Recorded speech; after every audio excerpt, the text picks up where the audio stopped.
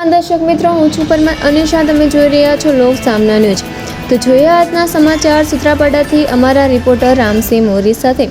ગીર સોમનાથ જિલ્લાના પ્રાચી મુકામે સમસ્ત શ્રી ક્ષત્રિય કારડિયા રાજપૂત સમાજ દ્વારા એક ભવ્ય અને ઐતિહાસિક સમારોહનું આયોજન કરવામાં આવ્યું હતું. ભારતીય જનતા પાર્ટી દ્વારા રાજ્યસભાના સાંસદ તરીકે નિયુક્ત થયેલા સમાજના ગૌરવવંતા દીકરા માનસિંહભાઈ પરમારના સન્માન માટે યોજાયેલા આ કાર્યક્રમમાં સમાજના આગેવાનો, વડીલો અને યુવાનો મોટી સંખ્યામાં ઉપસ્થિત રહ્યા હતા. પ્રાચી સ્થિત સમાજ ધર્માલય ખાતે યોજાયેલા કાર્યક્રમનો પ્રારંભ દીપ પ્રાગટ્ય સાથે કરવામાં આવ્યો હતો.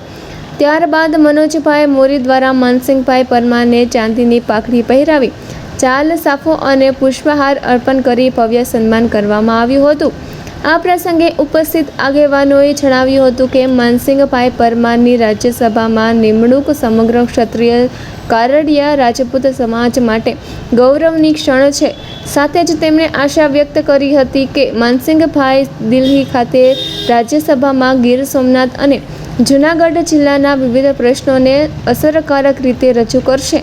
કાર્યક્રમ દરમિયાન જય ભવાનીના ગગનભેદી નાદ સાથે સમગ્ર વાતાવરણ ગૌરવ અને ઉત્સાહથી છલકાયું હતું.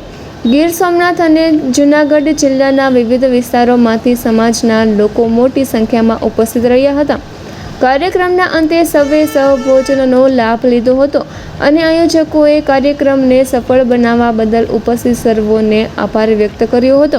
ભારતીય જનતા પાર્ટી શીર્ષ નેતૃત્વ દ્વારા અને પ્રદેશના નેતૃત્વ દ્વારા જ્યારે રાજ્યસભાના ઉમેદવાર તરીકે મારી પસંદગી થઈ હતી અને બિનહરીફ તરીકે ચૂંટાઈ આવી અને રાજ્યસભાના સાંસદ બન્યા પછી આજે સમગ્ર ક્ષત્રિય કારડિયા રાજપૂત ગીર સોમનાથ અને જુનાગઢ દ્વારા મારો અહીંયા પ્રાચી મુકામે માધવરાય ભગવાનના સાનિધ્યમાં સન્માન કાર્યક્રમ રાખ્યો. હું ભારતીય જનતા પાર્ટીનું રાષ્ટ્રીય નેતૃત્વ અને પ્રદેશ નેતૃત્વ આદરણીય નરેન્દ્રભાઈ મોદી સાહેબ, નીતિન નવીનજી, આદરણીય ગુજરાતના પનોતા પુત્ર દેશના ગૃહમંત્રી અમિતભાઈ શાહ સાહેબ, આદરણીય ગુજરાતના મુખ્યમંત્રી ભૂપેન્દ્રભાઈ પટેલ, આદરણીય જગદીશભાઈ વિશ્વકર્મા, પ્રદેશ ભારતીય જનતા પાર્ટીના અધ્યક્ષ આદરણીય નાયબ મુખ્યમંત્રી હર્ષભાઈ અને આદરણીય રત્નાકર, આ બધાનો આભાર માનું છું.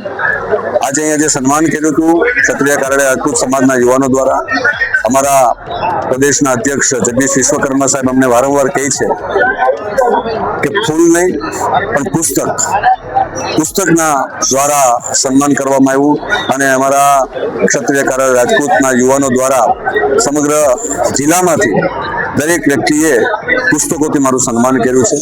અમારું એક ભુવાડીમી ગામ છે ને તો 51,000ના જે માત્ર પુસ્તકો લઈ અને મારું સન્માન કર્યું છે. એટલે એક સારો મેસેજ સમગ્ર વિસ્તારને મળે છે કે આવનારું જે ભવિષ્ય છે એ શિક્ષણ ઉપર જ છે અને આ જે પુસ્તકો જે મારા સન્માનમાં મને મળ્યા છે એ પણ ક્યાંક ને ક્યાંક કોઈને કોઈ જગ્યાએ કોઈ નિશાળમાં કે કોઈ શાળાઓમાં જે સામાન્ય મધ્યમ વર્ગમાં તેને સામાન્ય ગરીબ પરિવારથી આવનારા બાળકોને આ પુસ્તકો પણ એને ઉપયોગમાં આપશું. ભારતીય જનતા પાર્ટીના ફરી વખત રાષ્ટ્રીય નેતૃત્વ અને પ્રદેશના નેતૃત્વનો આભાર માનું છું. સમાજને ઉત્સાહ ઉમંગ હોય, આપે કીધું દરેક સમાજને સાથે લઈને કામ કરે. સ્વાભાવિક રૂપે હું ભારતીય જનતા પાર્ટીનો કાર્યકર્તા છે. અમારા માટે દરેક સમાજના લોકો, દરેક ધર્મના લોકો ભારતીય જનતા પાર્ટીના કાર્યકર્તા માટે સરખા છે.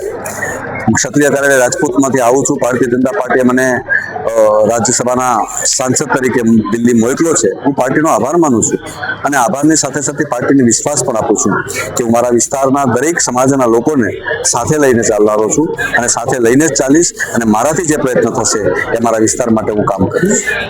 તો ફરી મળીશું એક નવા સમાચાર સાથે. ત્યાં સુધી જોતા રહો લોક સામના ન્યૂઝ.